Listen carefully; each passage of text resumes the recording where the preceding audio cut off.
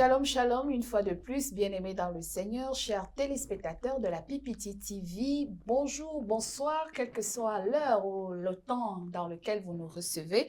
Merci de vous savoir encore nombreux à l'écoute et au visionnage de ce programme appelé À l'école du sabbat. C'est un programme hebdomadaire d'études de la parole de Dieu à travers un guide trimestriel et comme nous l'avons dit, le premier trimestre de l'an 2025, nous voulons réitérer nos vœux les meilleurs en cette nouvelle année et dans le cadre de ce programme d'études de l'école du sabbat, nous allons étudier en ce premier trimestre l'amour et la justice de Dieu. Donc, nous avons déjà commencé à aborder dans la première leçon en parlant de l'amour inconditionnel de Dieu. Cette semaine, nous allons ensemble parler de l'amour d'alliance. L'amour d'alliance, qu'est-ce que c'est et comment la comprendre dans le sillage de ce trimestre? Avant d'aborder les points essentiels de cette leçon, deuxième leçon de ce premier trimestre 2025, nous avons toujours les mêmes invités que la fois dernière. Il s'agit du frère Alfred. Bonjour Alfred. Bonjour madame. Voilà. Et puis le frère Janvier, un habitué de ce plateau. Oui, merci. Voilà donc, nous voulons juste rappeler que la deuxième leçon de ce premier trimestre 2025 a pour titre l'amour d'alliance et dans la version virtuelle, on parle plutôt de l'amour et de l'alliance. Mais qu'est-ce que c'est? Comment nous allons ensemble comprendre cette thématique? Le verset à mémoire que nous partageons ensemble se trouve dans le chapitre 14 du livre de Jean, chapitre 14, le verset 23. Il est écrit, Jésus lui répondit, « Si quelqu'un m'aime, il gardera ma parole, et mon Père l'aimera, nous viendrons à lui et nous ferons notre demeure chez lui, dit Jésus. » Avant donc d'entrer en profondeur dans la leçon, nous allons demander au frère Alfred de nous unir dans la prière. Prions le Seigneur. Éternel notre Dieu, notre Père, ta parole est la seule qui peut nous éclairer dans notre cheminement vers les cieux. Nous voulons que par ta grâce, tu nous utilises comme des outils par lesquels tu vas passer pour transmettre un message à plusieurs personnes qui nous suivront. Merci parce que tu as rendu disponible le Saint-Esprit. Nous nous laissons disposer afin qu'il nous utilise pour ta gloire. Au nom de Jésus, notre Sauveur. Amen. Amen. À l'école du sabbat, vous regardez effectivement ce programme dans votre chaîne, la PPT TV. Leçon de l'école du sabbat de ce premier trimestre de l'an 2025, leçon 2, l'amour d'alliance, l'amour et l'alliance, ou l'amour de l'alliance. Que comprendre dans ce titre de la leçon 2, frère Janvier? Oui, merci. C'est vrai, c'est d'ailleurs le titre, l'amour d'alliance. Peut-être la première des choses, il a fallu que nous comprenions que Dieu, avec son peuple, il a conclu plus des alliances avec plus de gens dans la Bible, par exemple Abraham et les autres. Et jusqu'à ce qu'il y ait l'alliance avec son peuple, nous qui sommes en train de vivre aujourd'hui, il y a l'alliance entre nous et Dieu. Et cette alliance s'est conclue avec le sang de Jésus, qui symbolise directement la nouvelle alliance. Et alors, il y a l'amour d'alliance. C'est-à-dire qu'il y a d'abord l'amour. Et Dieu lui-même qui est l'amour, et il y a aussi cette alliance qui est à côté. Et cette alliance-là doit aller avec l'amour. C'est-à-dire l'alliance est incluse dans l'amour, comme Dieu lui-même est l'amour. C'est pour cela que, pour mieux comprendre ça, je voulais que peut-être nous puissions lire un peu Deutéronome chapitre 6, le verset 9. Sachez donc que c'est que l'Éternel ton Dieu, qui est Dieu, c'est Dieu fidèle, garde son alliance et sa miséricorde jusqu'à la 1000e génération, envers ceux qui l'aiment et qui observe ses commandements.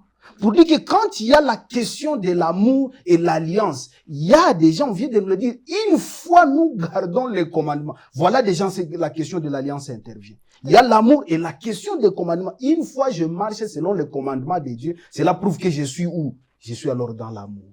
Ok, donc l'amour produit l'alliance. Exact. Alors, frère Alfred. Merci beaucoup. En fait, la fois passée, on a parlé de l'amour inconditionnel de Oui. Dieu. On a développé en disant que Dieu aime tout le monde. Il aime tout le monde. Mais dans cette leçon aussi, le même Dieu qui aime tout le monde voudrait être en relation avec, Avec tout le monde avec encore. tout le monde encore. Et c'est là que provient l'alliance. Il veut qu'en réponse à son amour, que nous puissions accepter son amour et créer une relation avec lui, une alliance avec lui, sinon un contrat avec lui, dont l'objectif n'est autre que le salut de l'humanité. Voilà.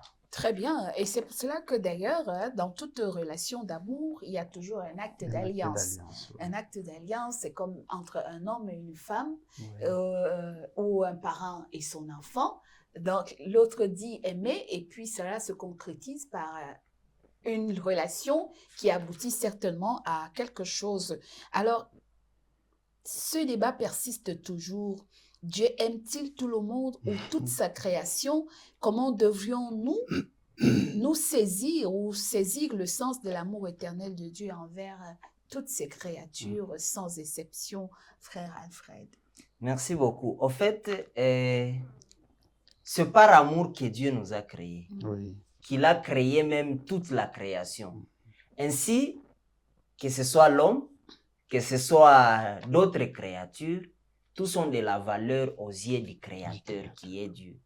Il nous a créés, il a créé toute la création avec amour. Mais nous, en tant qu'humains, dans cette alliance, sinon dans cette relation, en réponse à l'amour de Dieu, nous avons cette obligation de prendre soin des autres créatures.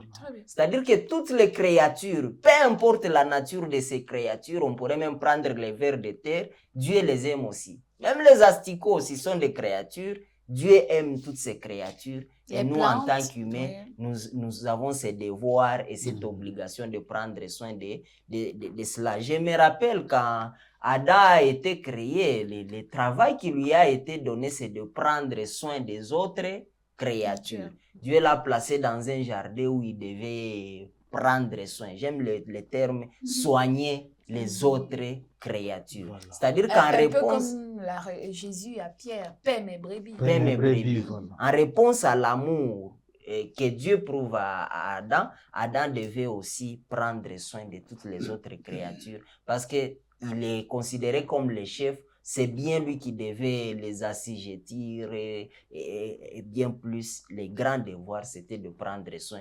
Nous sommes aussi invités à prendre soin de la nature, prendre soin de toutes les créatures et ne pas les tuer en vain aussi. Alors, frère Janvier, merci frère Alfred. Vous pensez que l'amour éternel de Dieu se révèle comment autour de nous? Oui, merci. Je voulais d'abord, peut-être avant que l'on aborde en profondeur la question là, je voulais que nous lisions Ézéchiel chapitre 33, le 11e verset. Dis-leur, je suis vivant, dit le Seigneur l'Éternel. Ce que je désire, ce n'est pas que le méchant meure, c'est qu'il change de conduite et qu'il vive. Revenez, revenez de votre mauvaise voie.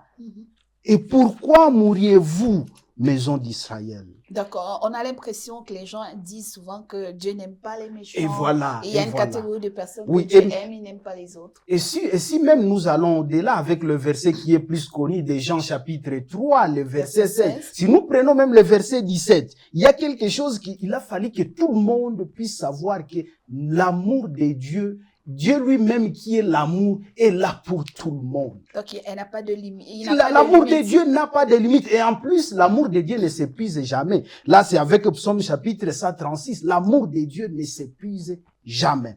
Et si, alors, je voulais peut-être que nous puissions finir par les Jean chapitre 3, le verset 17 seulement. Dieu, en effet, n'a pas envoyé son Fils dans le monde pour qu'il juge le monde, mais pour que le monde soit sauvé par lui. Et c'est-à-dire que si nous voulons voir la manifestation, si nous voulons saisir l'essence de l'amour de Dieu, c'est voir comment Dieu lui-même va offrir son Fils unique, s'il vous plaît, unique, son Fils unique pour venir mourir, en fait que tout le monde ait la vie éternelle. Si c'est seulement si on accepte. Et de là, on aura vraiment compris. Il a fallu que d'abord que chacun puisse voir quelle est la chose que je n'allais même pas être à mesure de payer. Et qui a payé ça? Nous allons y revenir. Merci. Tout à l'heure. Donc, c'est pour comprendre, si je comprends bien la conclusion de mes deux panélistes, c'est que Dieu aime tout le monde, Oui. même le pécheur. D'ailleurs, la Bible le dit, que Dieu hait le péché, mais il aime le pécheur. Et c'est par amour pour le pécheur qu'il a envoyé son Fils unique, parce que nous n'étions pas saints pour que Jésus-Christ vienne mourir, justement parce que nous étions des pécheurs, des condamnés à mourir, que Dieu a envoyé Jésus-Christ pour nous sauver. Donc, peu importe votre nature, si vous êtes un pécheur, si vous êtes une prostituée, vous êtes un voleur, un brigand, un détourneur des deniers publics, un assassin, un rebelle contre quelque force que ce soit, un sorcier, un marabout, Dieu vous aime d'un amour inconditionnel. Mais la seule chose, c'est que comment répondre à l'amour de ce Dieu? Parce que s'il nous aime, est-ce qu'il voudrait que nous restions des pécheurs? C'est justement là le sens de cette leçon, la réponse de l'homme à l'amour de Dieu. Alors, qu'est-ce que l'amour de Dieu? Est-ce qu'il est conditionnel ou c'est la relation d'alliance avec Dieu qui est conditionnelle, justement? Parce que quand on parle de l'amour d'alliance, ça veut dire qu'il y a un contrat entre deux personnes. Et alors, qu'est-ce qui est conditionnel dans cet amour-là, frère Alfred? Merci beaucoup. Au fait, nous restons sur la vérité biblique telle que l'amour de Dieu est inconditionnel. Dieu aime tout le monde. Peu importe que l'on soit pécheur, peu importe que l'on soit meurtrier, Dieu aime tout le monde.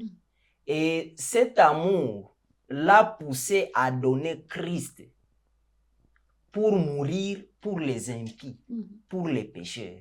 Et donc, si cela ne dépendait que de Dieu, il devait sauver tout le monde. Très bien.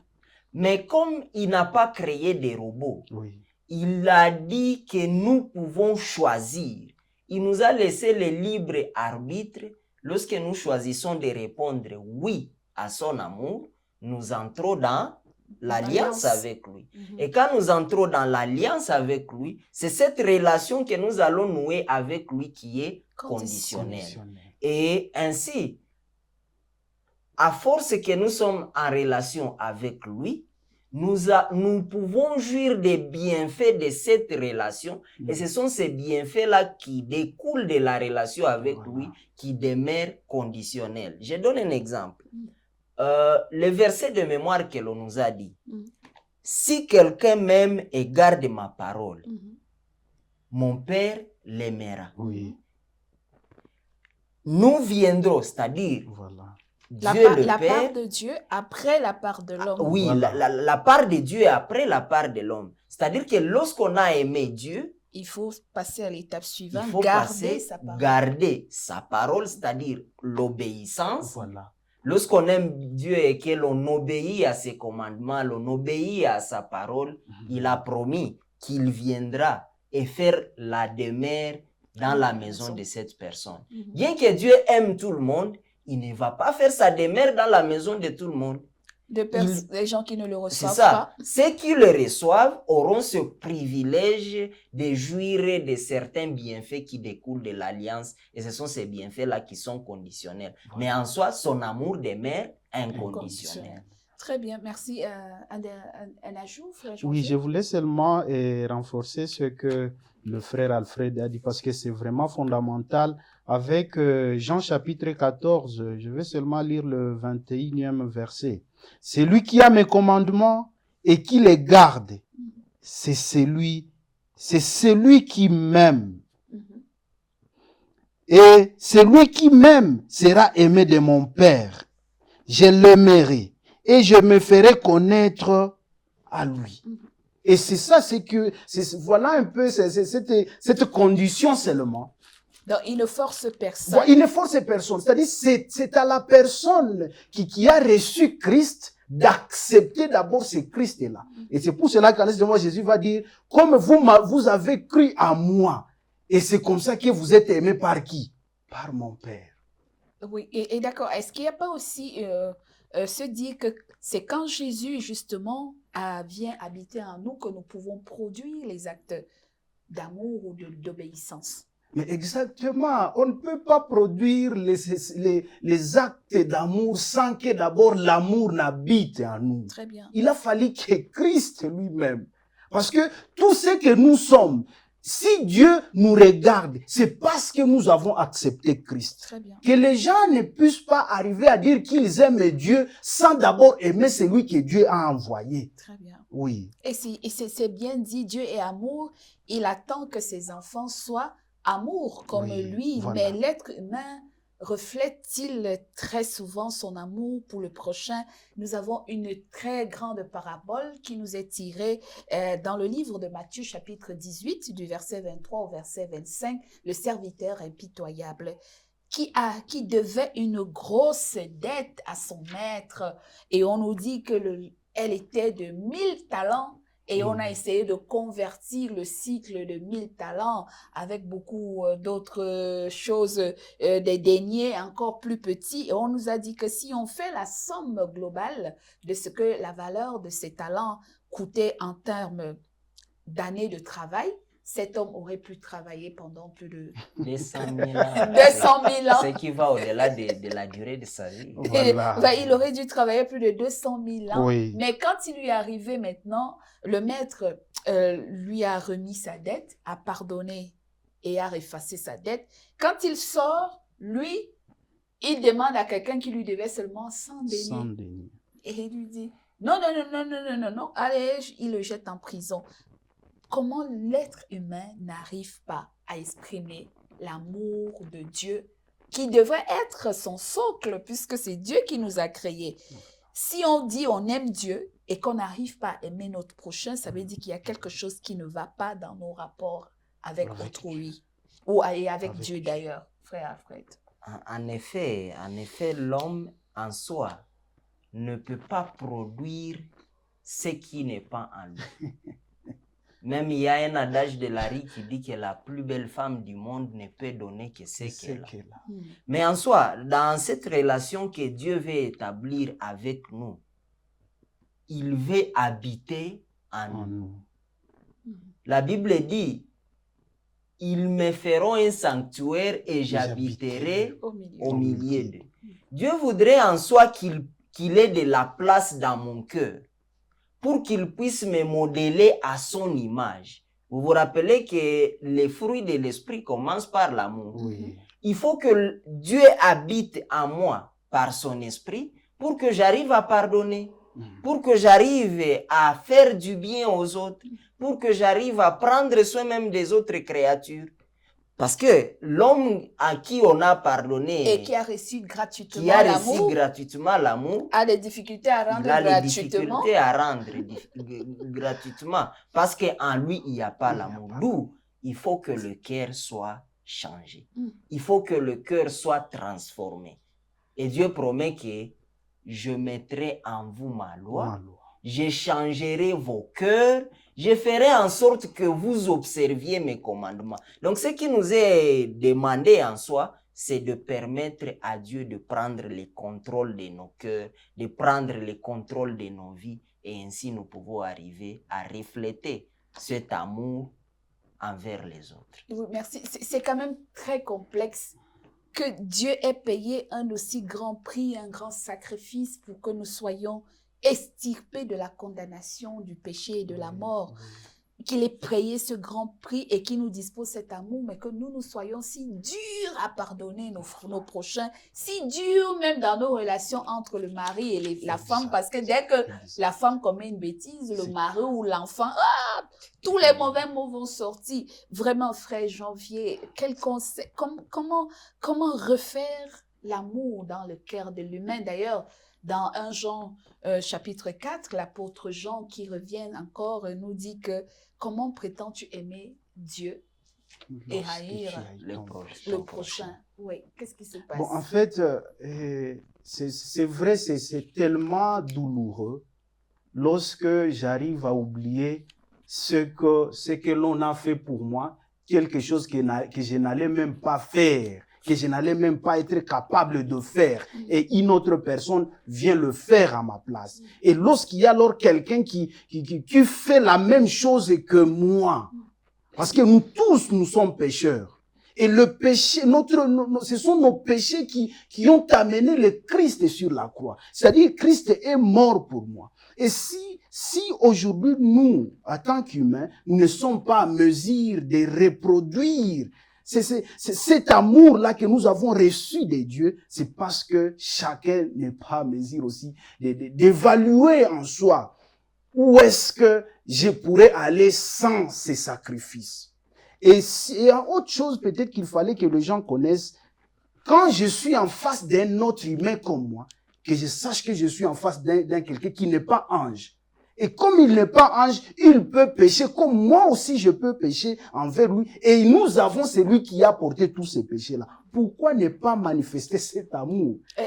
Et c'est pour cela c'est ce que Dieu veut, c'est cet amour sans hypocrisie. Des fois, quand les gens sont en face, on semble comme si on s'aime, mais à l'intérieur. C'est ça ce que Dieu veut, que nous puissions produire ce qui est dans nous, ce que nous avons reçu. Et c'est pour cela que le frère Alfred l'a dit. C'est difficile à quelqu'un de donner ce qu'il n'a pas. Il faut que nous recevions d'abord Dieu lui-même qui est l'amour, le Christ qui habite en nous, et que nous produisions alors les fruits de l'amour exact. Et vous verrez que le monde sera laissé. Mais c'est difficile parce que nous avons oublié le sacrifice de Jésus. Et justement parce qu'on a de la peine à recevoir et accepter l'amour de Dieu en nous que nous voyons beaucoup de souffrance, de méchanceté, de jalousie, de haine et toutes les vengeances autour de nous. Pour finir, frère Alfred, comment renouer cet amour d'alliance en nous pour que nous puissions la partager autour de nous, quelles que soient les douleurs, les blessures que nous traversons, mais que se dit quand même que nous avons reçu cette ordonnance de Dieu que si l'amour de Dieu est en nous, nous devons produire cet amour vers les autres. Merci beaucoup. Au fait, je voudrais finir par la phrase qui dit que Dieu ne nous demande pas d'accomplir ce que lui-même ne peut pas faire en nous. En soi, si nous aimons Dieu, c'est parce que lui nous a aimés en premier. Oui. Et si nous acceptons qu'il prenne possession de nous, nous pouvons. Parce que la Bible dit que je puis tout par celui qui me fortifie. En moi-même, je ne peux pas produire l'amour, mais il faut que Dieu prenne le contrôle de ma vie. Il faut que j'accepte. Il faut que je dise oui à son amour. Il faut que j'accepte de répondre favorablement à son amour, à cet appel qu'il me donne, même si peu mes brebis. C'est le seul élément qui peut nous aider afin que nous puissions produire l'amour et le refléter à nos semblables. Très bien, vous l'avez très bien compris, l'amour d'alliance. Oui, Dieu nous aime de manière inconditionnelle, mais pour que nous jouissions des fruits de l'amour de Dieu, il faut que nous l'acceptions et que nous partageons cet amour autour de nous. Mais la vérité est que nous voyons que l'être humain a d'étranges difficultés énormes à appliquer les arts de l'esprit de l'amour en soi, tels que le pardon. Et Dieu nous demande d'être miséricordieux comme Dieu, mais comment arriverons-nous à produire cette miséricorde et cet amour si nous n'avons pas d'abord la base qui est l'acceptation de la présence de Jésus dans nos vies.